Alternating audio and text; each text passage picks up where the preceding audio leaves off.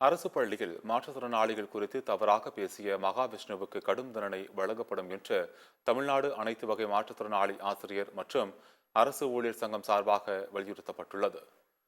நடவடிக்கை எடுக்க தவறினால் மாபெரும் போராட்டம் நடத்தப்படும் என்றும் எச்சரிக்கை விடுக்கப்பட்டுள்ளது. ஆனா இவர் பேரு மகாவிஷ்ணுவா அப்படிங்கிறது நமக்கு டவுட்டா இருக்கு. இவர் என்ன பண்றாரு, சென்னையில சைதாப்பேட்டை அரசின மேல்நிலை பள்ளிக்கு மோட்டிவேஷன் ஸ்பீச்சுக்கு வரார். ஆனா வந்த இவர் என்ன பண்றாரு, முற்பிறப்பை பற்றி பேசுறார். முற்பிறப்புக்கும் தன்னம்பிக்கையும் ஏதாவது சம்பந்தம் இருக்கா? மொட்டைக்கும் முழங்காலுக்கும் முடிச்சு போடுற மாதிரில பேசுறாரு. இத கேட்ட மாற்றுத்திறனாளி துறை அமைச்சராக இருக்கக்கூடிய முதல்வர், இந்த துறைக்கு அவர் தான் அமைச்சரா இருக்கார். ஆனா ஏன் இன்னும் வரையும் அவரை கைது செய்யல அப்படிங்கிறது எங்களுக்கு வேதனை அளிக்கிறது. ஆகவே 2016 உரிமைகள் அதாவது வேற மாதிரி பேசியிருக்கார். இத அங்குள்ள ஆசிரியர்கள் அவரை தடுக்காம இந்த சங்கர் என்ற தமிழ் ஆசிரியரை தடுக்கிறாங்க. இது என்ன நியாயம்?